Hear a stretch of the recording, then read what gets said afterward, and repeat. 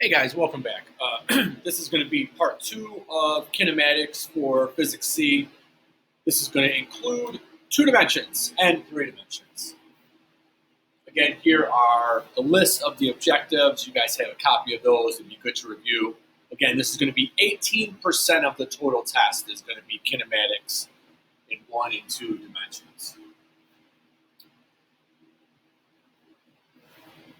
If we identify our position vector as r, then we can express it in terms of what's going on in the x direction, what's going on in the y direction, and what's going on in the z direction.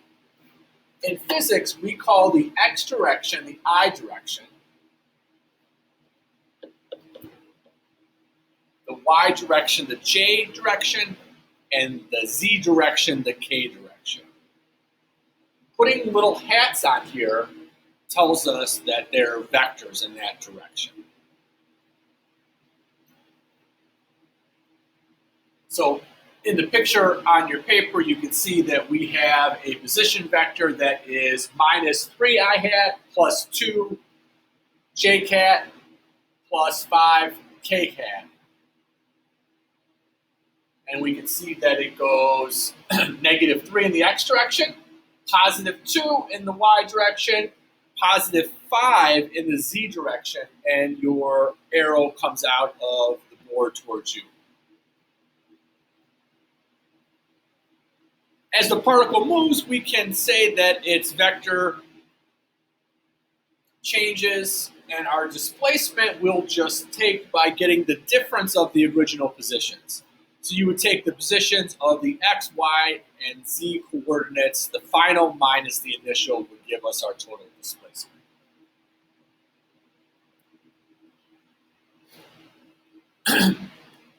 Our average velocity is going to be this displacement over time. And we can see that we can figure out what this is by taking the average velocity in the x direction plus the average velocity in the y direction plus the average velocity in the z direction. Instantaneously, this is going to be the derivative of this vector with respect to time. And again, in all cases, when we speak of velocity, unless we say otherwise, we're speaking of instantaneous velocity and not average velocity. We can identify this as being tangent to the position time graph. And again, I'll refer you guys to the Logger Pro 3. When we did the tangent tool, going along the curve, and that line will tell you what it is. They would never ask you to draw a tangent line. They might ask you where it's the fastest or where it stops, but they wouldn't ask you to actually draw a line and calculate it because there's a lot of error involved.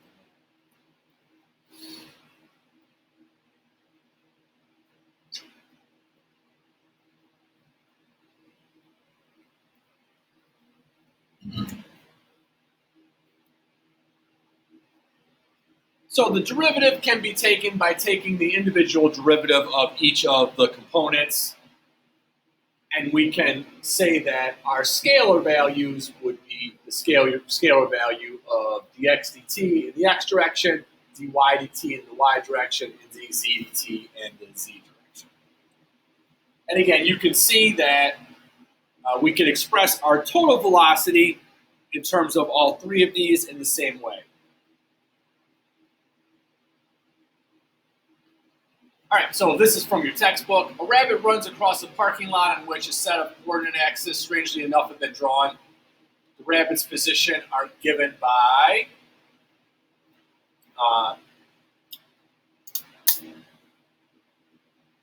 at time t equals 15 seconds, what is the rabbit's position vector? So I'm going to plug in 15 into here. So I have negative 0.31, 15 squared plus 7.2, 15 plus 28.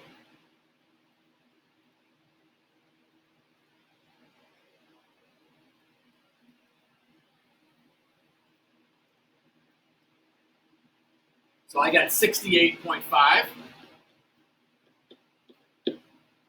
my y is going to be 0.22 t squared minus 9.1 t plus 30. So plugging in 15.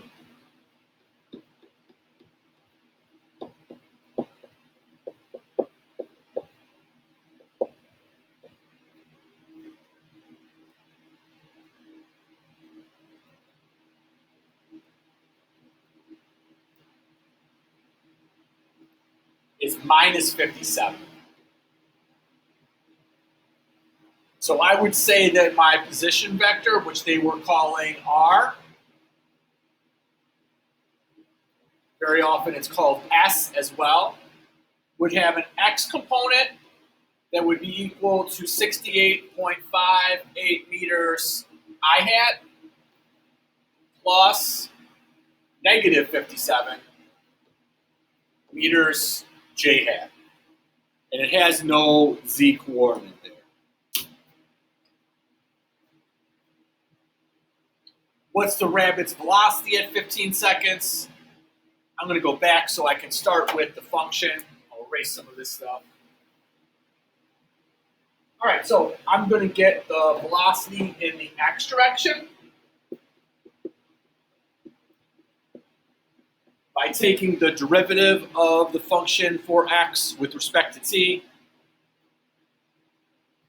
So I have 0.31 t squared plus 7.2 t plus 28. So the derivative would give me 0.62 t plus 7.2. The derivative of 28 would be equal to 0. So that's going to be v of x, v of y is going to be the derivative of y with respect to t. And so this is 0.22 t squared minus 9.1 t plus 30. When I take this derivative, I'm going to get that Vy is going to be equal to 0.44 t minus 9.1. I'm going to plug in 15 for each of them.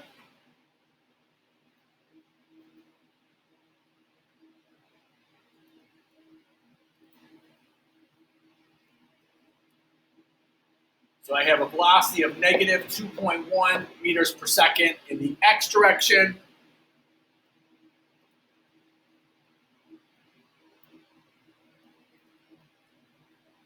And I have negative 2.5 meters per second in the y direction. So I could write this as my velocity is equal to negative 2.1 I hat minus 2.5 j hat, or if I want to get what the magnitude of it, it would be the square root of the squares, the negatives will go away.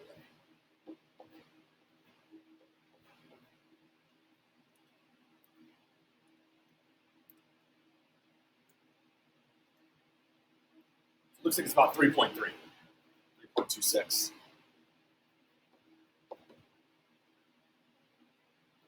So that would be my speed. If I take the difference in two velocities, I get average acceleration. If I take the derivative of the velocity with respect to time, then I'm going to have my accelerations individually in all of the three different directions.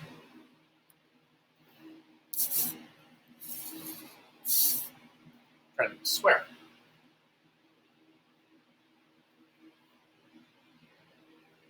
So our scalar components of A are going to be these individual values. And again, I can combine them together with a squared plus b squared equals c squared, or a squared plus b squared plus c squared equals d squared. All right, so what is the rabbit's acceleration? Now I'm going to take the second derivative.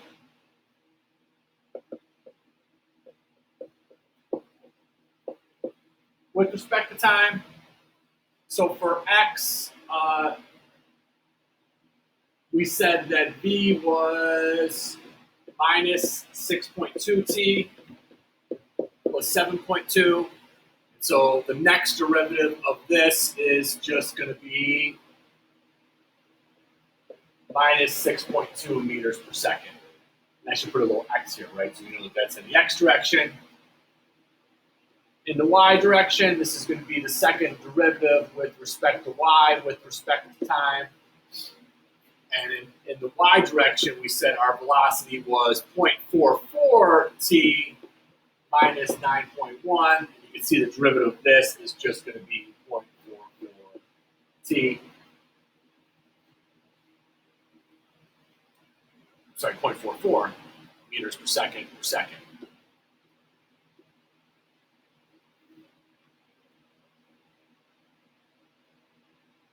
And again, we could write this in I hat, j hat form, or get the magnitude of it if they asked.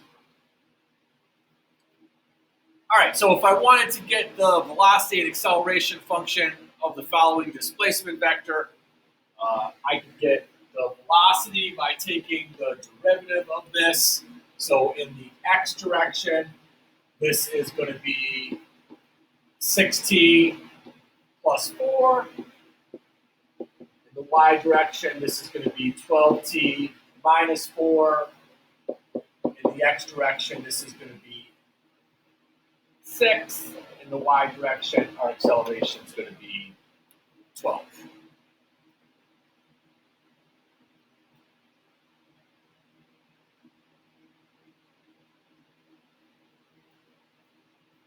Again, doing the derivative, I'm going to have my velocity in the x direction is going to be minus 9t squared minus 4. My velocity in the y direction is going to be minus 10t.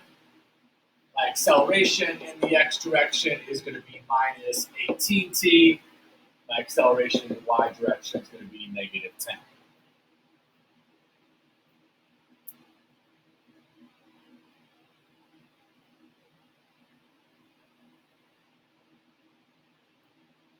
All right, now they're writing it out as the vector r.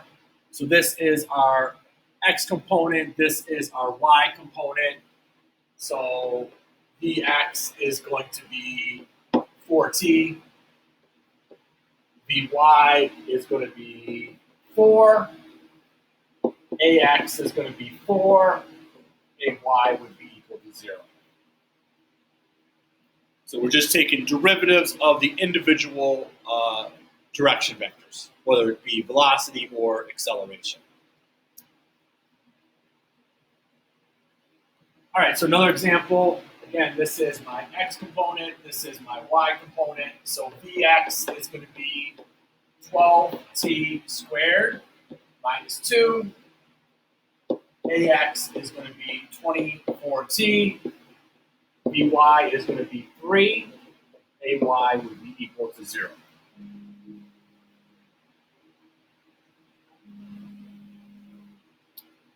All right, so in projectile motion, if something's moving and it's only being affected by gravity, we say that it's in projectile motion. So here's our pictures of somebody shooting a basketball or a ball bouncing. It's going to follow the path of a parabola.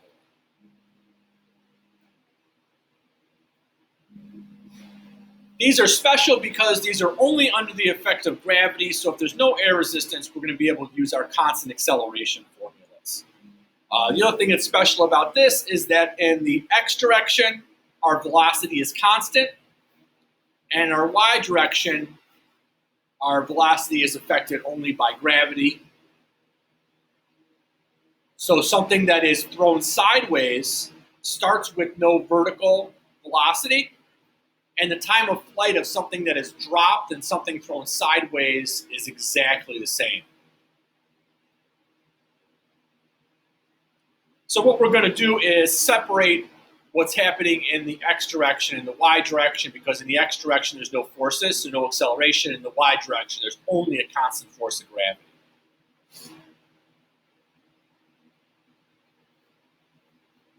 So again, like I said, that horizontal velocity remains constant. Gravity cannot affect it because it is only directed down. And again, here is some time photograph of this, and you can see that even though this one's going sideways, this is going equal distance down. I did this for you guys as a demonstration, if you remember or not. Looking at the vectors, a couple important things to note. One, that the x component doesn't change.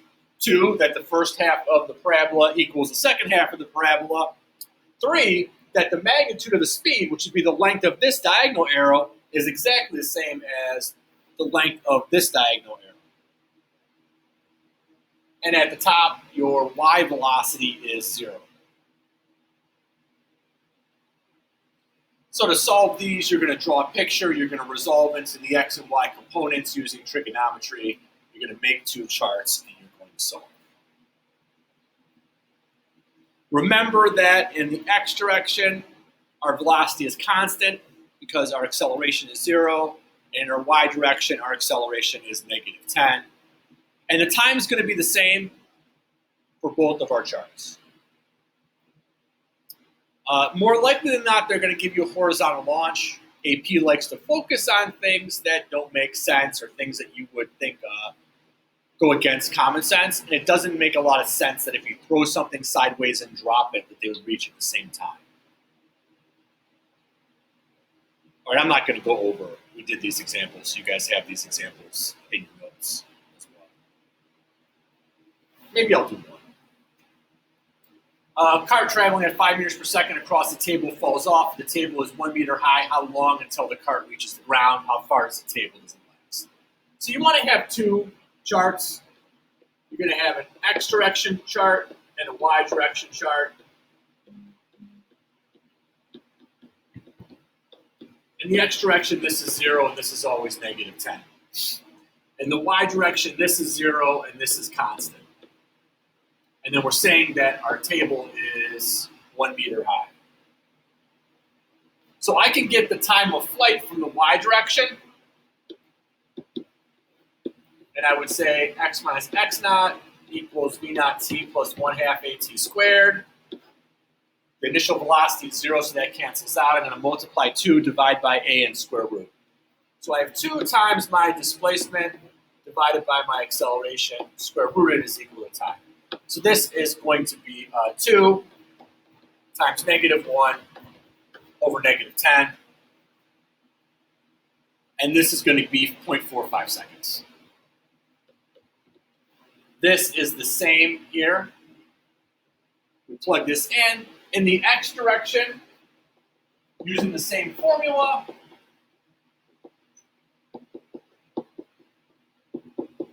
if acceleration is 0, this is 0, and so I end up with just 5 meters per second times 0.45 seconds, which is 2.25 meters.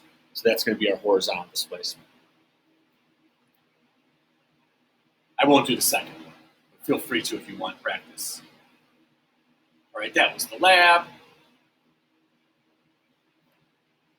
An object slides off a roof 10 meters above the ground with initial horizontal speed of 5 meters per second as shown above. The time between the objects leaving the roof and hitting the ground is most likely. So again, looking at this, you would have 2 times the displacement divided by the acceleration square rooted. This is 10 and that's 10. Well, that's -10 and that's -10. So square root of 2 is our appropriate answer. Rock is dropped from the top of a 45-meter tower. At the same time, a ball is thrown from the top of the tower in a horizontal direction. Air resistance is negligible. The ball and the rock hit the level ground at distance 30 meters apart. The horizontal velocity of the ball thrown was most nearly. So I need to get the time of flight, and then I can find out how far it went. So if it's 45 meters, again, I'm going to have the square root of 2 times 45 divided by my acceleration. Nice round numbers. 2 times -45 is -90 divided by -10 is 9. 3 seconds. And then I know that x minus x naught is equal to v naught t in the x direction. And so v is going to be equal to my distance over time. We said it's 30 meters and 3 seconds. I get 10. If it's at an angle, we have to break it into components for our chart. So you need to replace this arrow that goes up and to the right with one that goes to the right and one that goes up. This is going to be the initial velocity, the hypotenuse, times the cosine of the angle. This is going to be the initial velocity, the hypotenuse, times the sine of the angle. These are components that cannot go on. They ask you for what the velocity is. You couldn't put that on the diagram. They're not real. They're a tool that help us solve things. And it's the same as we did at a horizontal launch. You just have to do your two charts. All right, a projectile is fired from the surface of the Earth with a speed of 200 meters per second at an angle of 30 degrees above the horizontal. If the ground is level, what's the maximum height? Maximum height is only dependent on the y direction. My velocity in the y direction is going to be my initial velocity times the sine of my angle. So it's 100 meters per second. When it gets to the highest point, it's going to be 0. That's going to be negative 10. Again, this is why I said if you know this is negative 10 and it starts at 100, I know that it's going to take 10 seconds to get to the highest point.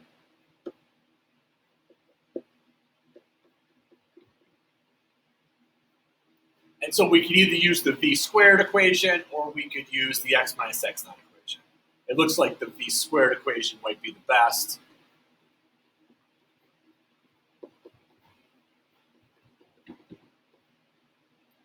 So that is 0. So I have minus v naught squared over 2a is going to be equal to my displacement. And I'm going to have 100 squared divided by 20.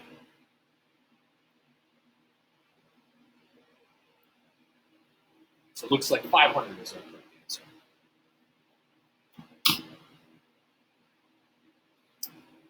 A ball is thrown and follows a parabolic path that's shown above. Air friction is negligible. Point Q is the highest point of the path, which the following best indicates the direction of the acceleration at point Q. In a projectile motion, acceleration is always pointed down. It's always just gravity. It does not matter where you are. It's always just down. Now, your velocity could be all sorts of different things, but the acceleration is always down.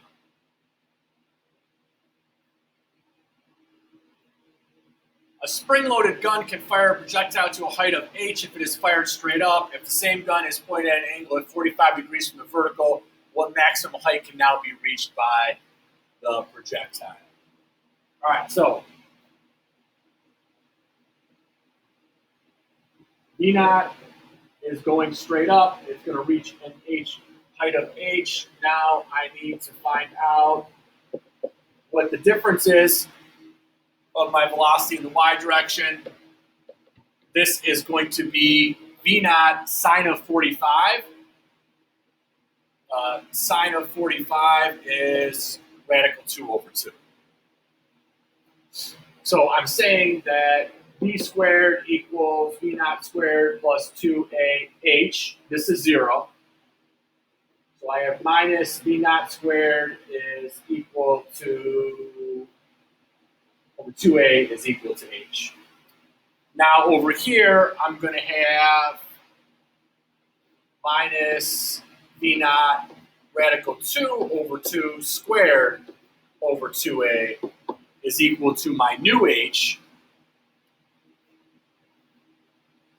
And if I square both sides, I'm going to get negative v naught squared over 2a. And the amount that I get out here when I take radical 2 over 2 squared is going to be 1/2. So this new height, I'll call hn, is 1/2 of my original height.